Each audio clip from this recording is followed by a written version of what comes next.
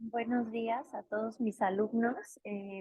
Me presento, soy la doctora Celeste Serrano Vázquez, egresada del Centro Dermatológico Ladislao de la Pascua, y pues vamos a impartirles la clase de dermatología teoría. Bienvenidos a todos los alumnos del grupo o subgrupo 7 de teoría. Pues como introducción, la dermatología, pues vamos a empezar un poco con la embriología. ¿De dónde deriva la piel? Bueno, principalmente de ectodermo y mesodermo, nada de endodermo.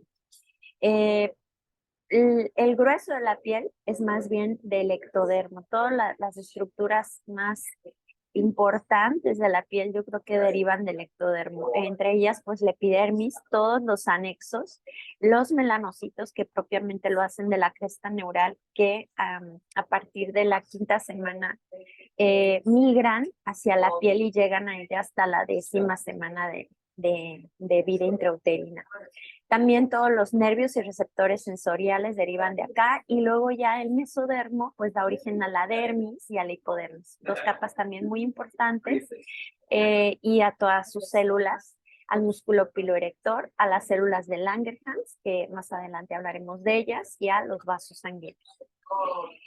En cuanto a la composición química, la mayoría del cuerpo es agua, el 70% de la piel es agua, pero también tenemos minerales, carbohidratos, lípidos, muy importante en la barrera cutánea, y proteínas que le dan soporte y estructura a nuestra piel. En la dermis el colágeno y en la epidermis la queratina.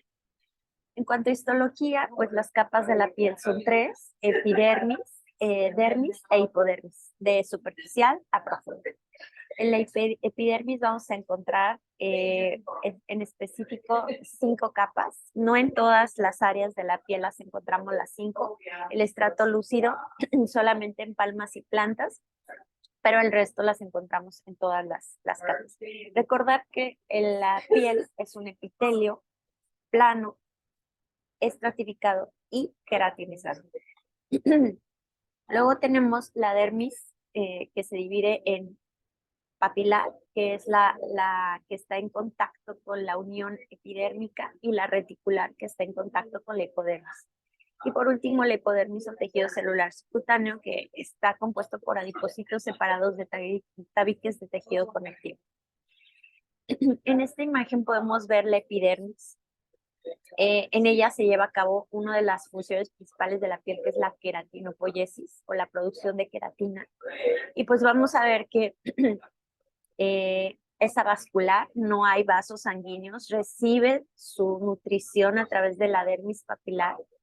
El 90% de la celularidad de la epidermis está compuesta por queratinocitos, es la célula principal de la epidermis, la protagonista. No menos importante, un 5% los queratinocitos. También encontramos células de Langerhans, que son presentadoras de antígeno. Ahí las están viendo en la pantalla. Aquí las pueden observar, justo en el centro, una célula rosa, y en menos del 1% células de Merkel, o también que tienen una capacidad neuroendocrina.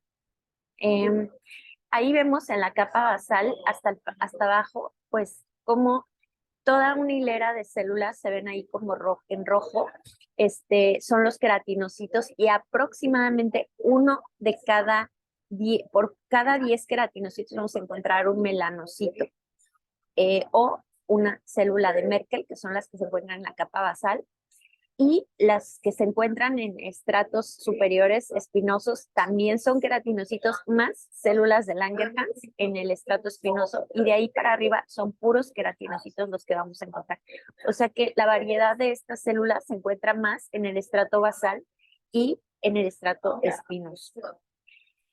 La capa basal es una sola fila, ya lo veíamos en la diapositiva anterior. Son queratinocitos cilíndricos, son los que tienen gran actividad mitótica, están unidos entre sí por medio de uniones desmosomas, y unidos a la membrana basal a través de hemidesmosomas. Lo que les comentaba, cada 5 o 10 queratinocitos, un melanocito o una célula de Merkel.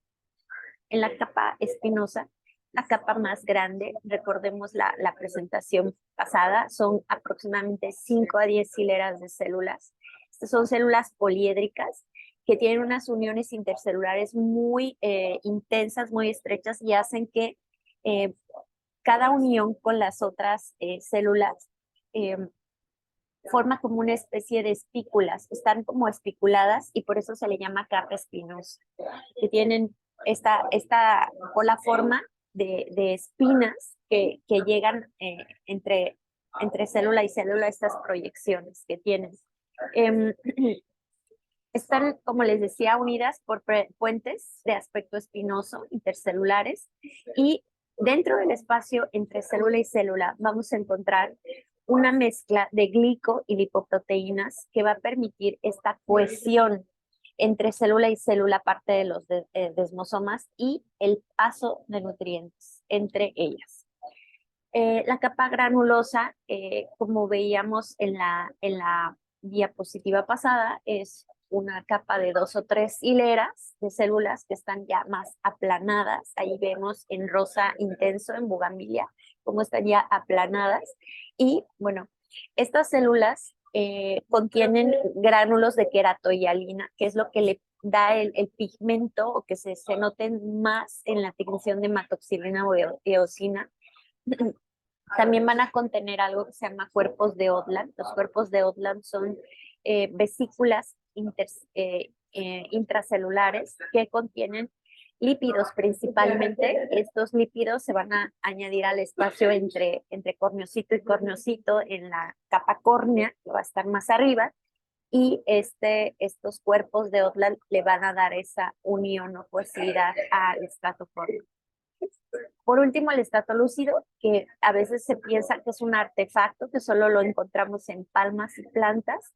A la histología se puede apreciar solo en estas áreas.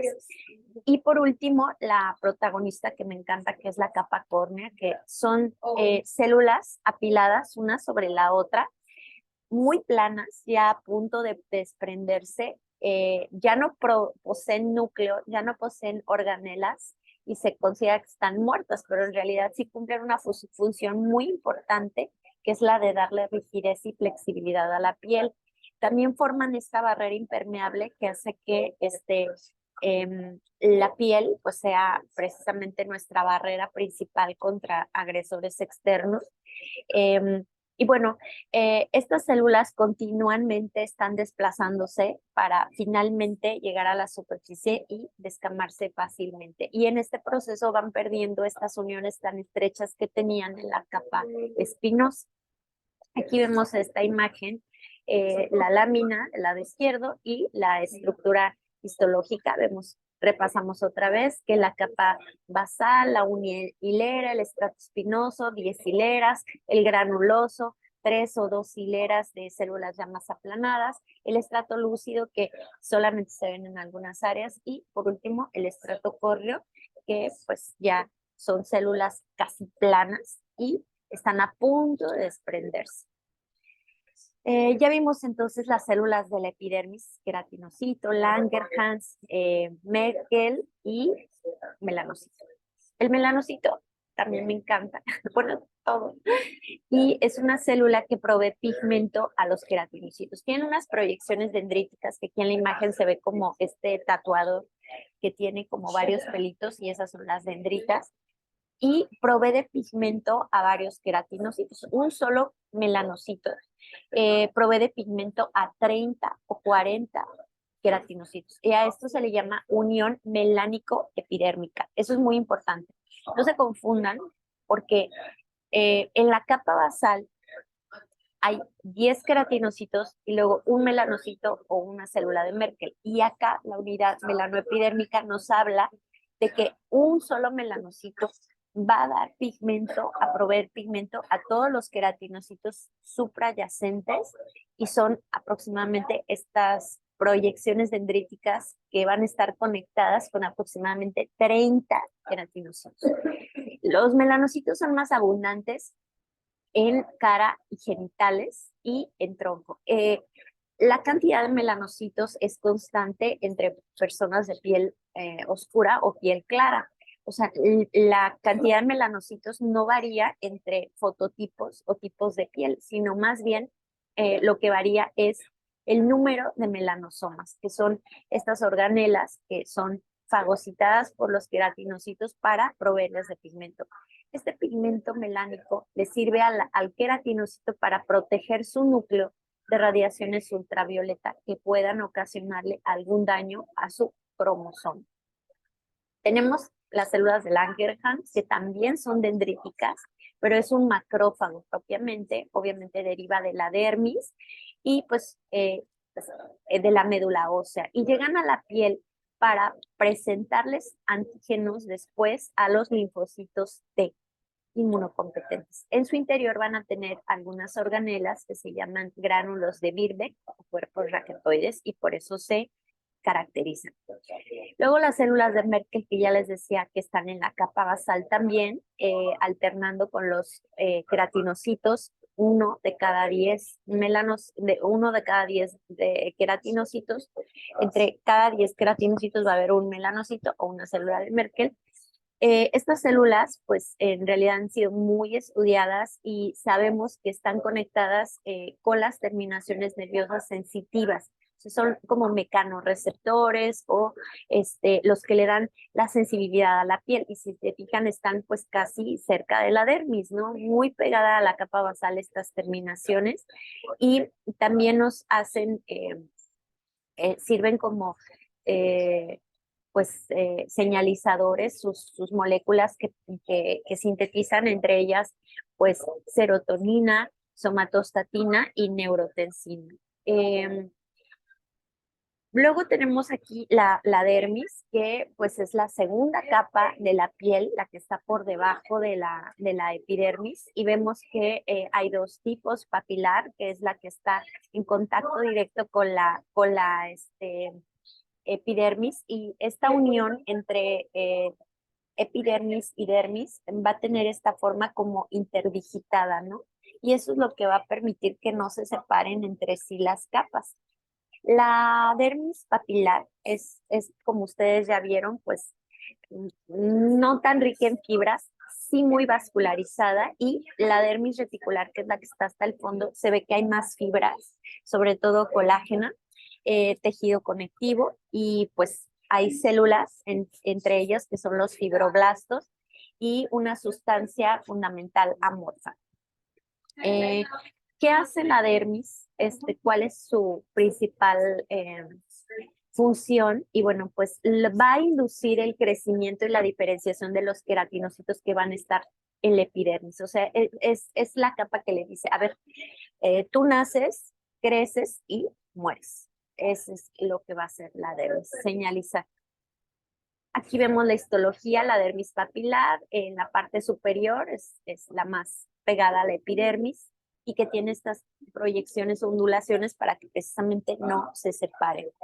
Vemos como hay un predominio de colágeno laxo, que es un colágeno fetal, el tipo 3, y que las fibras no están tan enrolladas entre sí, sino que son un poquito más horizontales, perdón, verticales y laxas, para que permitan el intercambio de nutrientes. En cambio, en la dermis reticular vemos que están las fibras más apelmazadas. Los cortes que nosotros alcanzamos a observar es como cuando cortan la fibra de forma transversal. Y aquí hay colágeno principalmente tipo 1, el 80% de la piel, el colágeno de la piel es tipo 1, y le va a dar resistencia, dureza, va a soportar todos los anexos y los vasos sanguíneos de la piel. Aquí están las células de la dermis, principalmente los fibroblastos, pero también en la parte de abajo podemos encontrar algunos macrófagos, células T, las células de los vasos sanguíneos, de los vasos linfáticos, pero la protagonista aquí en la dermis es definitivamente el fibroblasto. Los fibroblastos son células ausadas, si se fijan, que cuando están activos sí se les llama fibroblastos, y cuando están en reposo se le llaman fibrocitos.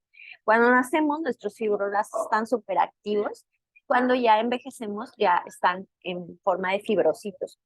Los fibroblastos van a fabricar todas las fibras de la dermis y la sustancia fundamental amorfa que está en la dermis también. Mm, Hay una proteína muy importante producida por los fibroblastos, que es la fibronectina, que es una glucoproteína que va a participar activamente en procesos de cicatrización, también en migración y diferenciación de algunas células y también en la adhesión entre célula y célula.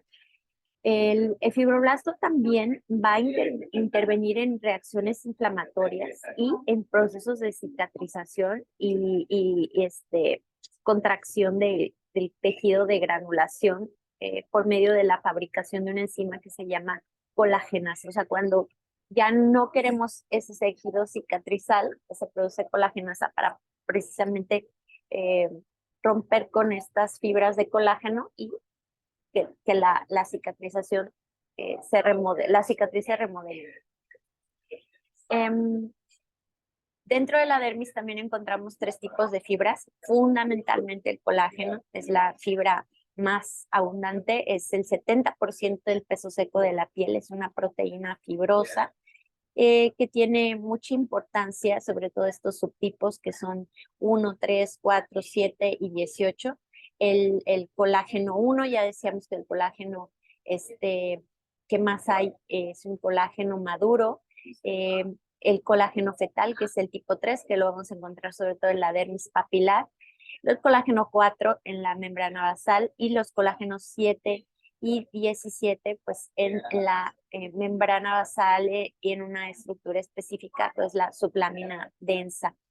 También tenemos las fibras reticulares menos abundantes, las elásticas que principalmente nos van a permitir esta expansión de la piel. Y que solamente estas fibras, las reticulares y las elásticas, se ven con tinciones especiales en la almatoxilina y en la eosina. No se ven de forma normal en la tinción HIE. Por eso aquí aparecen pintadas en reticulares de negro y elásticas como de morado, pero solo con tinciones especiales. La sustancia fundamental amorfa es la que es más abundante, por ejemplo, en la dermis papilar, llena los espacios entre fibras y células de la dermis. No se pinta con hematoxilina y eosina, por eso es que como que parece que no agarra el colorante en esas partes. Principalmente contiene agua, pero también va a tener proteínas, mucopolisacáridos, de estos glucosaminoglucanos y ácido urocánico. Dentro de los glucosaminoglucanos que contienen uno de los más importantes y que todo el mundo habla es el ácido hialurónico y el dermatransulfato. El ácido hialurónico es una molécula que le permite justo a la sustancia fundamental atraer agua y puede almacenar hasta 1000 veces su peso. Entonces es una molécula que atrae mucha agua. Esta sustancia fundamental, al ser tan laxa, pues permite el paso de nutrientes, hormonas, de epidermis, adermis, y aquí también vamos a encontrar embebida pues a la fibronectina, que ya les decía que nos sirve como una especie de andamio que le permite a las células migrar en cuanto se produce alguna herida en los procesos de cicatrización. Es como como si fueran los rieles de una vía, la fibronectina dice por aquí debes de pasar. Bueno, tenemos el complejo pilosebáceo, que va a estar constituido de 4 elementos: el folículo piloso, la glándula sebácea, el músculo erector del pelo y el pelo propiamente. En el folículo piloso vamos a ver que son 3 divisiones. De profundidad a superficialidad encontramos la parte inferior del bulbo. Es este bulbo donde encontramos 2 estructuras importantes: la papila dérmica, que es como una especie de proyección de la dermis, donde hay muchos vasos sanguíneos y es la que le proporciona eh, nutrición al pelo. Y encima de esta, ya como parte del bulbo, es una zona matricial, una zona de matriz donde vamos a encontrar todas las células que van a dar origen al pelo. Después, avanzando hacia la superficialidad, vamos a encontrar un promontorio donde se va a insertar el músculo piloerector, y entre el músculo piloerector y en la glándula sebácea está la porción infundibular del folículo piloso, perdón, el istmo, perdón. Y después, entre la glándula sebácea y la superficie de la piel está, es así, la porción infundibular del folículo piloso. El pelo, el folículo, tiene varias capas. Por ejemplo, de externa a interna encontramos la membrana vítrea, luego la vaina radicular externa, la vaina radicular interna y, por último, el pelo. La vaina reticular interna y el pelo se subdividen a su vez en capas. La vaina reticular interna en capa de gele, huxley y cutícula, y el pelo a su vez en cutícula, corteza y médula.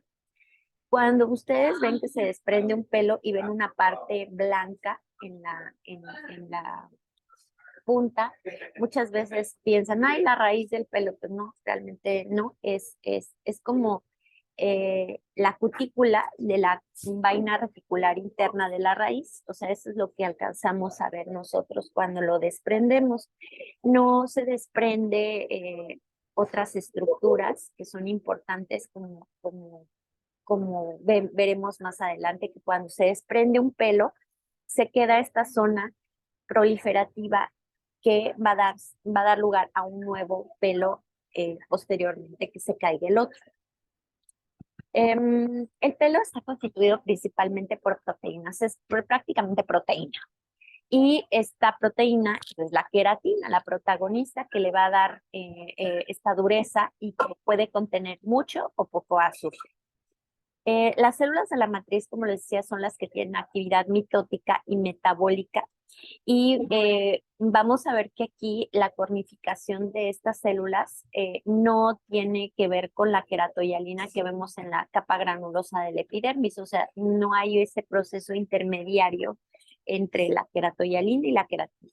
Luego se forma como que la queratina.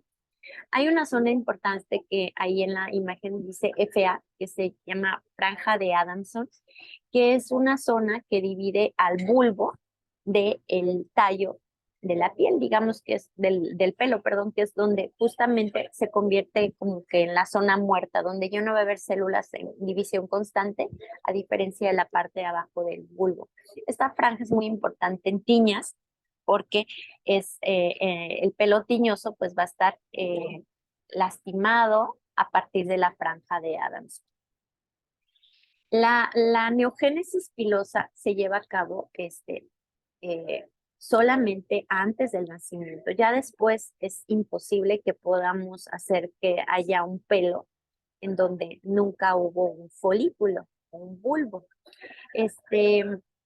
Cuando se destruye la raíz del pelo, o sea, la zona vulvar, de forma completa, entonces la alopecia que se produce es una alopecia irreversible. No todas las alopecias son irreversibles, pero pues cuando hay destrucción de esta raíz, entonces sí es irreversible.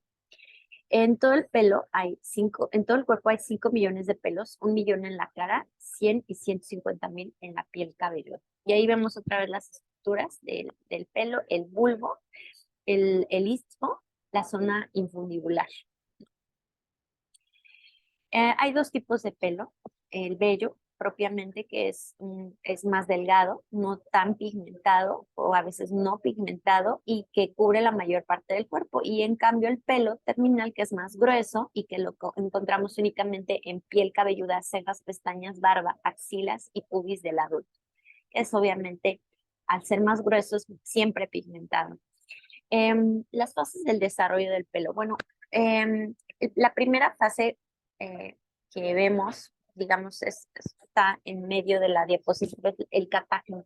Es una fase donde se detiene la actividad mitótica de las células de la matriz.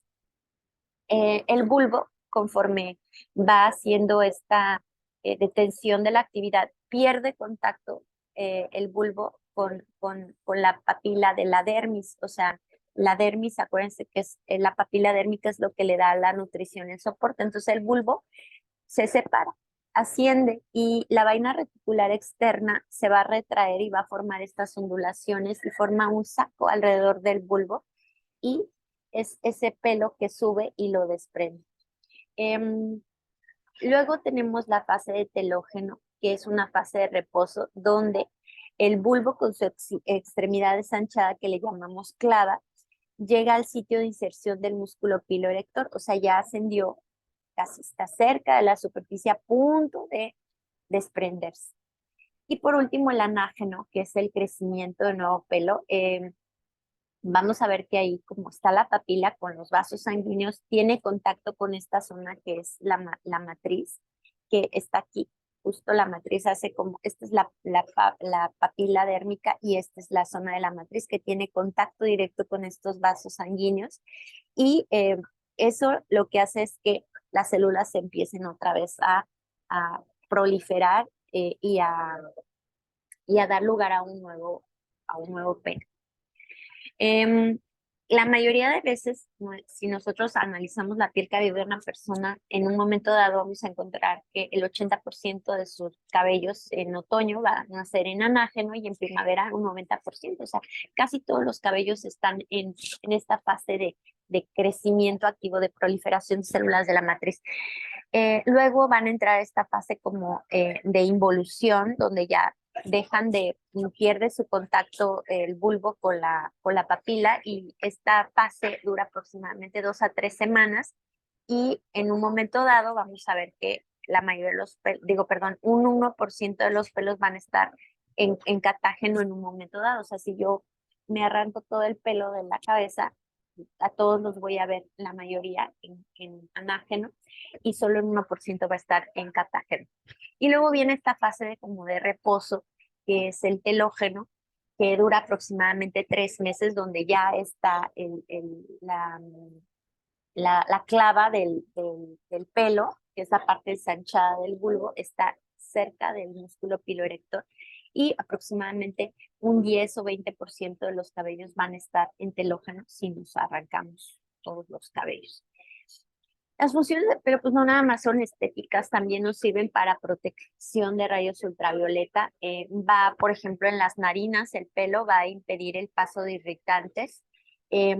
Protege, por ejemplo, las pestañas al ojo de gotas de sudor y del sol también. En áreas intertriginosas o en pliegues, pues reduce la fricción, por eso es que puede haber ahí más pelo. Y pues nos ayuda también a percibir estímulos táctiles, no nada más es el atractivo sexual o el valor decorativo que le damos los humanos. Está ahí por algo. Luego tenemos la glándula sebácea, que pues las glándulas sebáceas están bien desarrolladas al nacer, por eso los niños salen con muchas quistes de milium aquí en la nariz, hiperplasias o glándulas sebáceas hiperplásicas. Pero después, inmediatamente al nacer, empiezan a regresar, o sea, se hacen más pequeñitas y luego otra vez vuelven a tomar su tamaño original a los 8 o 10 años en la prepubertad, cuando empiezan a producir el sebo. Bueno, digamos que las glándulas siempre producen sebo, pero son más activas en la época del nacimiento, recién nacemos, y también en la pubertad. Las glándulas sebáceas tienen múltiples lóbulos que desembocan a un conducto excretor común y van a drenar justo al infundíbulo del pelo. O sea, no tienen un conducto propio que drene hacia la superficie de la piel, sino que drenan hacia el pelo. Tiene una secreción holocrina, es decir, se vierten completamente con todo y la secreción, la célula digamos, se vierte completa, se entrega completa. Y su tamaño, el tamaño de las glándulas, va a ser inversamente proporcional al folículo asociado, excepto en piel cabelluda. Es decir, vamos a tener en las áreas vellosas una glándula bastante grande y en las áreas con mucho pelo la glándula va a estar más pequeña, excepto en la piel cabelluda. Vamos a encontrar glándulas sebáceas presentes en prácticamente todo el cuerpo, excepto palmas y plantas. Y en algunas zonas en especial, las glándulas sebáceas no van a estar asociadas a folículos pilosos. Permítanme un tantito que no se cambie. Y aquí, por ejemplo, en las glándulas sebáceas, cuando están en los labios, que forman estos pequeños puntitos, se llaman puntos de Fordyce. Los vamos a encontrar en las mucosas y en los labios. Cuando están en el pezón o la areola mamaria, se llaman tubérculos de Montgomery, y cuando están en los labios menores, en el prepucio, se llaman glándulas de Tyson. Y bueno, en el párpado se llaman glándulas de Meibomian, o sea que cambian de nombre, pero son glándulas sebáceas al fin y al cabo. Y pues tienen esta forma como de papulitas de color amarillento de la piel, que mucha gente piensa que, por ejemplo, cuando salen labios o en genitales, piensan que es BPH, y no, ustedes deben de conocer que estas son pues variantes anatómicas y que es posible encontrarlas en personas, no en todas, pero sí.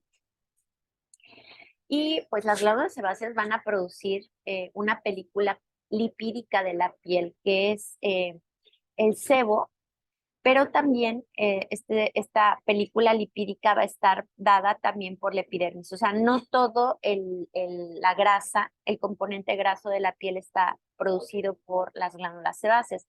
También los queratinocitos de la piel proveen ese lípido epidérmico. Por ejemplo, si ustedes se fijan, la cantidad de triglicéridos y ácidos grasos que contienen estas dos componentes lipídicos es el 57% del sebo va a tener glicéridos y ácidos grasos libres, y también el lípido epidérmico que producen o que se encuentran en los cuerpos de Odland, pues tiene también un gran contenido de triglicéridos y ácidos grasos. Pero van a contener otros lípidos como ésteres, escualeno, colesterol y ésteres de colesterol. Aquí vemos pues la función del sebo, del brillo, un meme que me gusta mucho porque soy muy fan de León Larregui. ¿Y cuáles son las funciones del sebo? Pues va a formar una película que le va a dar la impermeabilidad a la piel junto con la capa córnea, y esta es la barrera que nosotros llamamos barrera cutánea. Es importante que el sebo tenga esta capa impermeable, porque va a evitar que se evapore el agua que está en el interior de la piel, ¿no? Y por eso la piel se ve hidratada. Cuando nuestra piel no tiene esta capa de sebo, que pierde agua, se deshidrata y se ve seca. Entonces le da lubricación a la piel. Cuando la piel se ve deshidratada, sí le falta agua, pero primariamente le faltó sebo para que esa agua pudiera evaporarse. El sebo también es fungistático porque es la causa de que la mayoría de las tiñas de la cabeza les dé a los niños y no a los adultos. El sebo protege de la infestación con hongos. Entonces, por eso cuando ustedes vean un área sin pelo en un adulto, piensen más en una alopecia areata que en una tiña, porque en el sebo que producen los adultos les da esta protección antifúngica. También es bacteriostático contra estafilococo y puede tener cierta repelencia a los moscos. Si la piel está con sebo adecuado, repele a los mosquitos. Por eso es que a algunas personas también les pican un poco más. Si tienen la piel seca, los pacientes con dermatitis atópica por lo general se llevan la peor parte con esto, porque ellos casi no tienen esta película de sebo, y pues su repelente natural de mosquitos no funciona. Tenemos las glándulas sudoríparas secrinas, que pues sí tienen un conducto que desemboca directamente a la superficie de la piel, a diferencia de las glándulas sebáceas. Tienen una porción secretora, el ovillo, perdón, que es esta parte que está como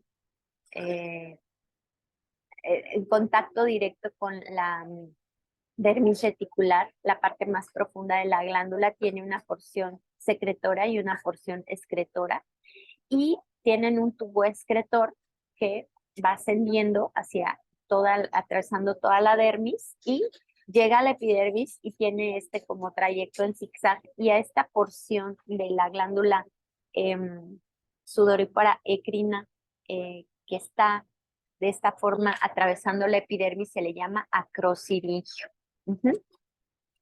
El sudor que producen estas glándulas es una solución incolora inodora e hipotónica. Casi no tiene sodio. El 90% está compuesto por agua y el resto ya son estos minerales en orden decreciente, pues el sodio es el siguiente mineral más eh, abundante en el sudor, pero también va a ser compuesto por algunas proteínas, por urea, por enzimas, inmunoglobulinas e interleucinas. La función principal del sudor es producir un enfriamiento del cuerpo mediante su evaporación. O sea, cuando hace calor, entonces se produce para poder equilibrar la temperatura corporal. Y también es medio de eliminación de algunas sustancias como son ajo, cebolla, arsénico o ciertas drogas. Para que se produzca el sudor tiene que haber algunos estímulos, el estímulo emocional, cuando estamos muy nerviosos, estresados por algún examen, cuando hace mucho calor es el principal estímulo, el centro hipotalámico es el que hace que se libere la acetilcolina en las terminales nerviosas simpáticas y que tienen contacto directo con el glomérulo de la glándula y se produce el sudor, o el sudor gustatorio cuando estamos probando algo que nos hace salivar, ¿no? Limón, sobre todo el limón. Si ustedes piensan en el limón, van a empezar a salivar luego, luego. Drogas también inyectadas pueden aumentar la sudoración y ciertas hormonas también. Tenemos otras glándulas en la piel, que son las glándulas apócrinas, que van a ser un anexo del aparato pilosebáceo. Estas glándulas en los mamíferos nos sirven para atracción sexual porque pues liberan feromonas y antes pues es como una función vestigial de marcación de territorio. Es una glándula que produce una secreción apócrina, a diferencia de la glándula sebácea que es holocrina. Aquí se decapita parte de la célula al vertir la secreción. Y bueno, el conducto excretor, a diferencia de la glándula sudorípara écrina, desemboca directamente en el folículo piloso, no en la superficie de la piel. Estas glándulas las vamos a encontrar principalmente en axilas, ingles, región perianal, areola y en menor constancia en ombligo y en genitales externos. Y su luz es 10 veces más grande que las glándulas sudoríparas ecrinas y aún así se llega a tapar.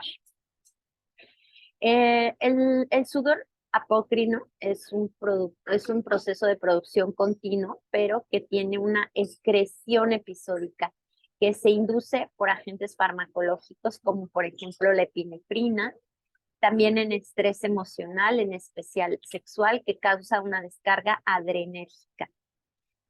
Comienza en la pubertad y cesa en la vejez, es estéril e inodoro. Sin embargo, cuando sale a la superficie de la piel y tiene contacto con la flora bacteriana, esta flora descompone los ácidos grasos en sustancias odoríferas, o sea, esto es lo que le da el olor. Más que nada la flora bacteriana transforma el sudor que es inodoro en odorífero. Y este sudor va a tener un contenido también en proteínas, lípidos y hierro. Las funciones de la piel las repasábamos, la queratopoiesis, que es este proceso de maduración de las células desde la capa basal hasta la capa córnea, que da como resultado la producción de la córnea, que es esta barrera que le va a dar estructura, soporte, impermeabilidad a la piel. La melanogénesis, que es la producción de pigmento, la producción de sudor, que ya veíamos que se produce ante varios estímulos, la producción de sebo, pero también tiene una función sensorial o perceptiva gracias a las células de Merkel. La queratopoiesis, como ya les comentaba, es esta función principal de formar la capa córnea, que va a ser la barrera epidérmica, que la barrera epidérmica está constituida por capa córnea y una capa lipídica. Digamos que la capa córnea, ya decíamos que es una estructura que morfológicamente se encuentra muerta, pero fisiológicamente pues es la que le da esta barrera a la piel por su alto contenido en queratina. Durante este proceso de queratopoiesis, las células van cambiando de forma y van también perdiendo ciertas organelas y su núcleo para poderse desprender. A las células, a los queratinocitos de la capa córnea también se les llama corneocitos, para que si escuchan el término, pues son queratinocitos, pero que están en la capa córnea. Este proceso de queratinopoiesis también lleva a cabo un proceso de deshidratación de las células, o sea, pierde su mayor contenido de agua conforme asciende a la superficie. Esta es la composición del queratinocito. Si se fijan, el queratinocito de la capa córnea o el corneocito, que la capa córnea nos gusta mostrarla como una estructura o bueno, también la epidermis se puede ver como una especie de estructura de ladrillos y cemento. El cemento está constituido por el espacio entre célula y célula y espacio intercorneocitario que contiene principalmente colesterol y ácidos grasos libres, por eso se los pongo en amarillo, porque es un cemento amarillo que tiene grasa. Y bueno, las células que son estas bloques como si fueran ladrillos que tienen una envoltura cornificada compuesta por varias proteínas. Contiene también un porcentaje de filagrina y principalmente queratina. En un 50% el corneocito tiene queratina. La melanogénesis, pues es el proceso que se forma dentro del melanosoma. Es la transferencia de pigmento hacia los queratinocitos y esta transferencia de pigmento se da por medio de la fagocitosis de las dendritas de los melanocitos. O sea, todos los queratinocitos que ven ahí en la imagen reciben el pigmento mediante la fagocitosis de las proyecciones dendríticas del queratinocito. Aquí vemos una, ¿cómo se llama? Reacción química muy bueno, es la principal protagonista de la función melanogénica de la piel, donde va a participar una enzima muy importante que es la tirosinasa. Esta enzima va a hacer que la tirosina, que es un aminoácido, se convierta en melanina a través de ciertas reacciones, ¿no? La tirosinasa es la enzima protagónica en este proceso de melanogénesis y es la que va a dar finalmente la producción del pigmento melánico, que es cuando es negro se llama eumelanina y cuando es rojo, que lo tienen las personas pelirrojas, se llama feomelanina. El melanocito también tiene algunos estímulos para que produzca pigmento, no nada más así. El principal es la radiación ultravioleta, pero también los queratinocitos, cuando ellos advierten que hay mucho sol, le dicen, oye, necesito que me protejas con mi cubierta de pigmento para que mi núcleo no se lastime. Pero también hay algunas hormonas, por ejemplo, progesterona, que es por eso que en el embarazo las pacientes sufren pigmentaciones porque pues estimulan la síntesis de pigmento, y una hormona que también es la hormona estimulante del melanocito y también la ACTH. Por ahí van a ver que en alguna patología que involucra la glándula suprarrenal va a haber una pigmentación difusa de la piel, pero también la inflamación, cuando la piel está roja, se produce pigmento. Por ejemplo, si nosotros tenemos un barrito de acné inflamado, pues ese se va a pigmentar. Por eso después de que está roja el granito, se convierte en una mancha por el pigmento que produce o que induce la inflamación. Bien, pues esto es todo. Les agradezco mucho y que me dieran la oportunidad de darles esta clase, aunque sea de esta manera grabada. Para la próxima semana ya estaré con ustedes primeramente y pues si tienen alguna duda, espero podérsela resolver.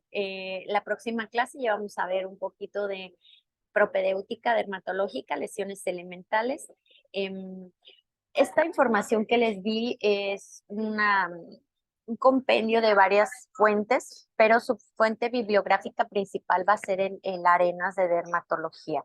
Entonces, habrá algunas cosas aquí que ahondé un poquito más y que en el arenas como que las pasan muy rápido, pero era importante que ustedes comprendieran todo esto para que pudieran después ya entender algunas patologías de la piel. Bueno, pues me despido. Cuídense mucho. Bye.